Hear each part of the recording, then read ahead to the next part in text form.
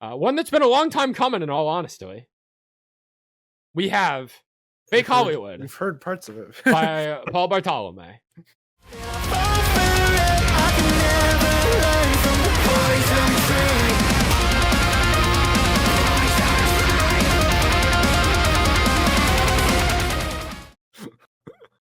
Who we got leaked just about this entire album in an episode of our After Hours podcast about a year and a half ago. Microphone. Yeah, it was. It was. Oh my! It was after the interview. He kept sending us clips, right? Yeah. During and after, yeah. Yeah, one of the most interesting After Hours episodes we've ever done, I think. Oh, but now we have the full album here, and this might be my favorite Paul Bartolome album. I think it's a fair assessment. I would agree too. I don't think every song hits on here, but I think that there are so many cool moments on this album that it's hard to deny. Whereas some of the past albums, there have been underwhelming songs and there have been a couple of peaks, but I really feel like on this album, especially like Dream World, track 3 came out as a single last year, absolutely huge chorus. And you also get huge choruses on other songs like Dancing with the Dead. Asylum, probably my favorite song on here. But I feel like what also kind of separates Paul Bartolome and this album is just, like, it's metalcore, but the instrumentation feels really distinct.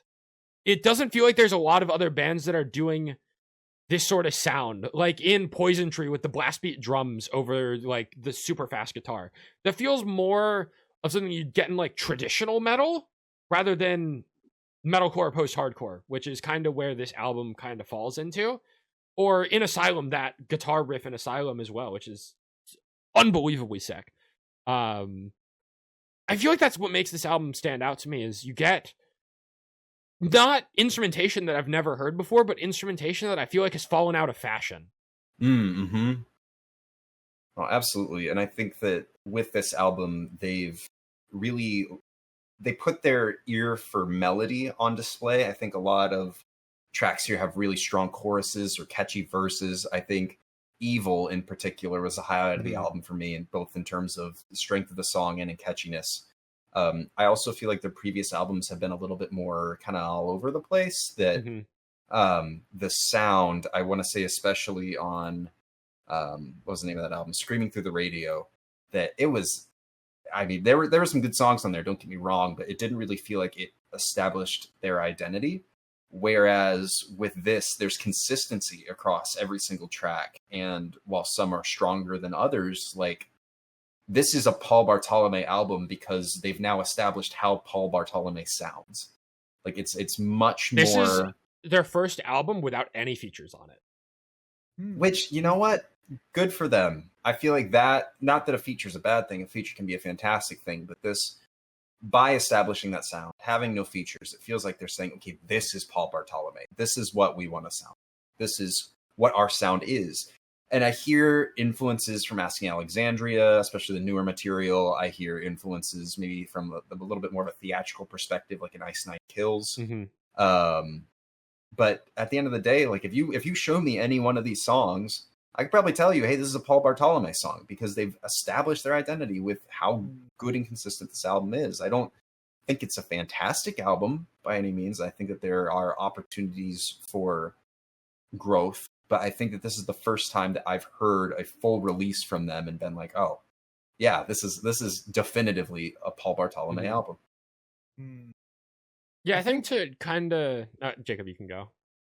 I think, yeah, for me, I don't know if I feel the distinct identity, actually. I think I feel, when I listen to this, it's like, I hear aspects of this band, aspects of this band. And it's almost like a really good culmination of a lot of different influences from the scene. Like you said, you hear Asking Alexandria, you hear...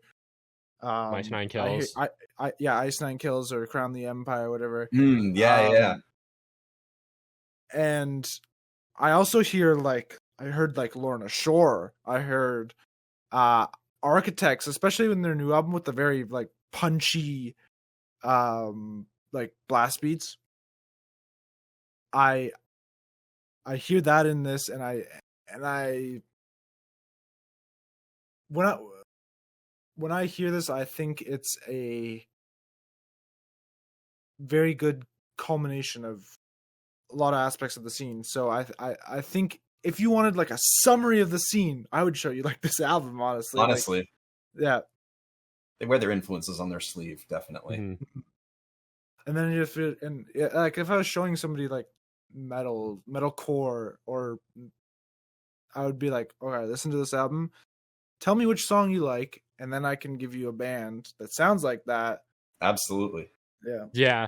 Well, I don't know if I would go to Paul Bartolome as like a gateway band into metal, but this album could like serve as that. Because like if you want to try and convince someone like as like a gateway band into metal, you probably want like a more prominent name than Paul Bartolome, you know? But I think like sonically, yeah, I totally agree with what you're saying here. I think honestly, if I had one major critique, it would be the album like track list. I also don't feel that, and maybe we could talk about this, but I don't feel that Midnight was a strong closer. Yeah, I didn't really resonate with Closer too much. No, and that's like, to me, that's one of the most important aspects of an album. And I can forgive an opener that isn't like a Pray for Rain by Polaris style, like epic, memorable, top 10 opener all time type of deal. But how you cap off the album, I think really matters. And I don't think that Midnight did it all that successfully, being the effective closer with the 4 reimagined songs and the different version of Running in Circles. It's a good song. It's just like, yeah, there's like no closer energy. It doesn't feel like it's tying the album together. No. And I also don't think that it's really a great idea to throw the reimagined songs on when it's not a deluxe. I mean, maybe there are no plans to release a deluxe, and that's fine. But if I'm looking at it as a whole package, I can tell myself that it cuts off at midnight, and that's fine, but I don't know how I feel about including all those tracks at the end. It feels a little, not necessarily confusing, but for an album that almost feels like a statement from them, I would have liked to see it maybe a little bit more clean and concise, and something that really brought it to a definitive end rather than what we got, which is, maybe it ends here with the song that's doesn't really have much closer energy, or we got to get through these 4 reimagined songs to get to what might be the closer, and also like didn't really sell it as a closer, and like I don't know, it didn't feel like that part of the album stuck the landing for me, regardless of how consistent everything else was. Yeah, I don't have too much more to add. I really enjoyed the Poison Tree reimagined. It was very different. I don't know if anybody else listened to the reimagined. I just had them keep going. Yeah, I gave them a listen. They're reimagined songs. I don't usually resonate with reimagined songs very much, so. Fair enough. On the topic of Poison Tree, I think Poison Tree is probably my favorite non-single. Because we had heard Asylum and Dreamworld as singles on the Part 1 EP last year. So Poison Tree was definitely the standout of like the new releases that came on release day with this. Yeah, this is my favorite off the album. But I feel like the album as a whole was too heavy, and for me, I couldn't really resonate with it. But I'm also I think I've been listening to them longer out of the 4 of us. And like I really enjoyed a lot of their older stuff. Yeah, they've definitely over time, in wearing those different influences from the scene on their sleeve, they've become heavier for sure. I mean, like way heavier than Screaming Through the Radio was. Does he still write for Danny? I think so. As far as I know, he wrote some of the songs off the Nerve EP. Oh, that's cool. Hell yeah. Yeah, so he's still like prevalent writer. Yeah, songwriting here, especially in terms of structure, I think was really well done.